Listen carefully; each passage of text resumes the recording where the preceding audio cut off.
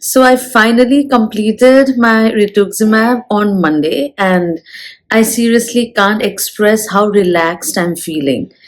So I'll let you know the entire process of what happened that day.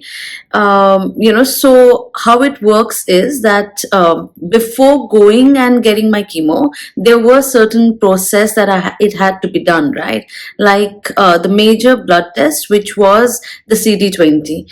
Now, the CD20 report came in, and it was the B cell marker was showing very high. It had crossed 7%, and I had to show to the doctor, which I explained in my last video, that I met Dr. Bhatia on Friday, and I had to go ahead and do my urine culture, and the report was normal. So I reached Ames maybe around 9:30.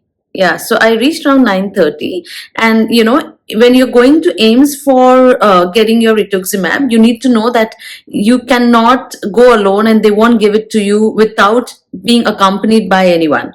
So luckily, when I was going to Ames, all of a sudden my I receive a call from my best friend, and she happened to be in Delhi. And whenever she's in Delhi, she comes and she crashes at my place. And this time it was she who accompanied me, and I'm so grateful that she was there with me, because this year it took me the longest.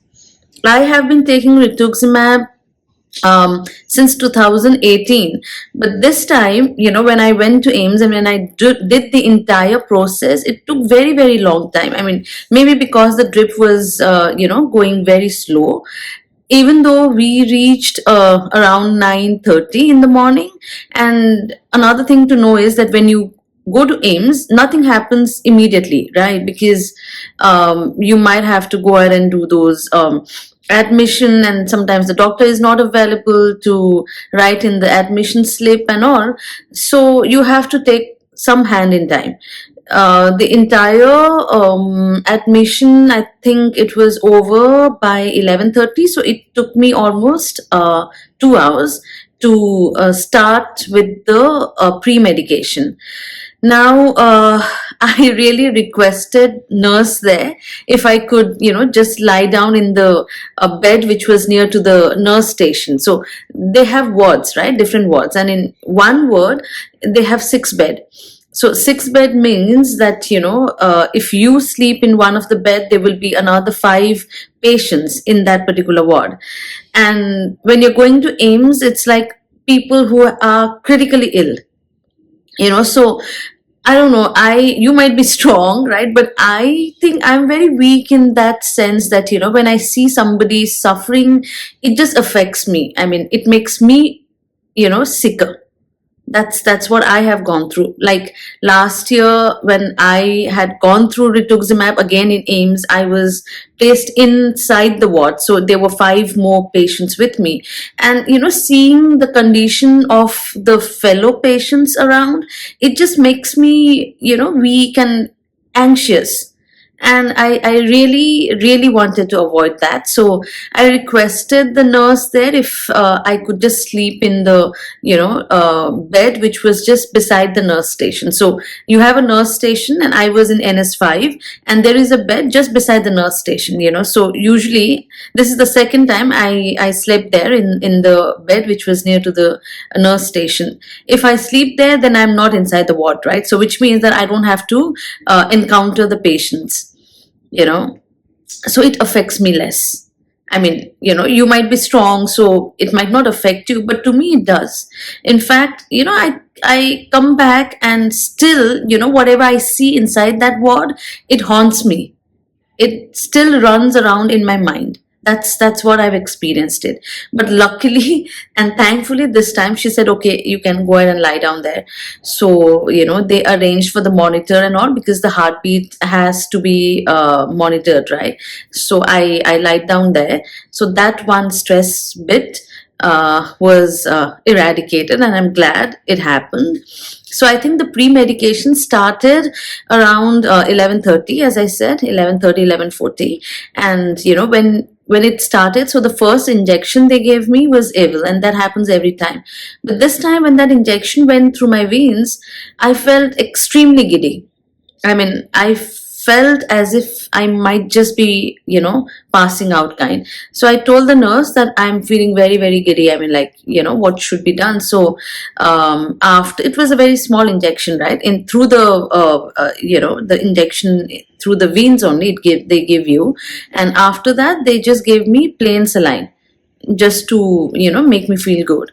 And after a while, when I was a little better, then they continued with the pre-medication by giving me those PCM. It also goes into your veins, and then a small bottle of steroid. And I think the pre-medication went over for about 2 hours, a little over 2 hours, I guess. And yeah, so around 1:30 or 1:40, they started giving the rituximab injection. Now, the rituximab injection they give when they dilute the injection into the saline, So that's the 500 bottle that they use, and whenever the drip goes a little faster, my heart starts burning, right? So that's what I told the nurse, and maybe this time she gave it very slow. That the first 100 ml, it took a lot of time, so starting from 1, it might have maybe around 4:30 or 5, when just 100 ml, it took such a long time. And post that, yeah, I told the doctor that if you could speed up a little more, and then the average speed they started. When the entire injection was, like, completed, it was about 10:45 at night. Yeah. So that was the longest. So starting from 1:30 to around 10:45, that was the time it took for me to, complete the rituximab dose. It was very tiring, but my best friend was there with me, so obviously, we were just chatting and all, and we can talk on, any topic, and we've been like friends since class 7, and she's been my best friend throughout, so I think that helped. But yeah, it was tiring. And so once the injection is over, they will keep you under observation for like 5-10 minutes, and then the doctor was had to be available to write down on the discharge slip. So the entire process was completed post 11 p.m. Yeah, because I remember reaching home around quarter to 12, around 11:45, 50. Yeah. So that was the entire process of my rituximab, which took place just like this Monday. And honestly, I'm feeling extremely relaxed. I feel like, my software update or software upgrade has been done, And then I had to go to meet Dr. Bharti again on Tuesday, because I had done my MRI also, right? And then I received the comparison report, but I could not comprehend what exactly it meant. I wanted to speak to the doctor and, take his review of everything is fine or not. So I reached Ames the next day around 1:30, because I was already exhausted, of whatever had happened the past night. And Tuesday is particularly for the MS clinic.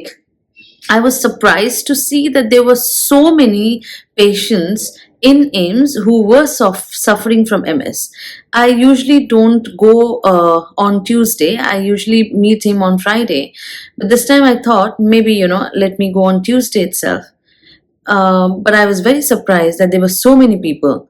And even on Tuesday, it took me the entire day. In fact, I met him around almost 7:30 in the evening, and then I came back home. So the Mondays and Tuesday was so hectic for me, so hectic. Like, I mean, my entire hand was hurting, my back was hurting. Like, I really don't even know the reason why the back was hurting. I mean, it's not because of MS, but maybe because I was feeling lethargic and it was tiring, right? But now I am resting. And this weekend I thought I'm gonna do is rest, take ample rest, and from Monday onwards I'm just gonna be back. And doctor has asked me to take an appointment after 3 to 5 months, which this time I'm definitely gonna follow the instruction and meet him periodically, so that my condition can be assessed. And I've already um, uh, provided Ames with the MRI films that was recently taken, and they're going to review it. And if there's anything important, they're going to let me know in my next visit, right? But I'm hoping and I'm feeling that I should be fine. But there are a lot of things to do, right? So I think if you talk about me, I feel I plan my life based on like 9 to 10 months. Like okay, I take my rituximab, and that has been keeping me absolutely attack free till date, right? And that's what I look forward to, because something which is benefiting me, I really don't think that I should pull back from it, right? I am stable because of it, and I would definitely want to continue taking it. And this is my suggestion to each and every one of you. If your doctor has asked you to take rituximab, uh, if you ask me, in my experience, it has benefited me. Now I really cannot guarantee that it will benefit you too, but I can just share my experience, and according to me, it has definitely benefited me. I haven't got any more attacks after I've taken rituximab.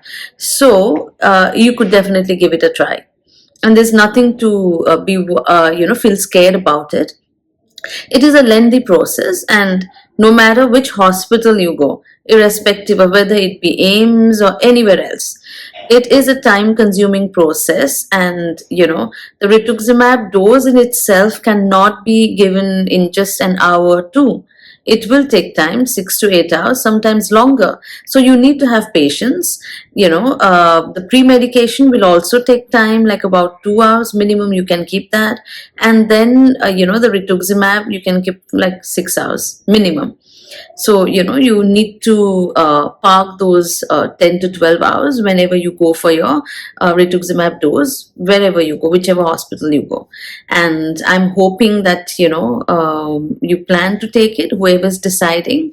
There's nothing to be afraid of. It's just a normal process, and I hope that it suits you as the way it has suited me. And yeah, that's all I wanted to say. Thank you so much for watching. And lastly, if any one of you have not subscribed, kindly do subscribe to my channel. It will definitely motivate me to go ahead and create more such videos for you. Thank you so much. Take care. Bye bye.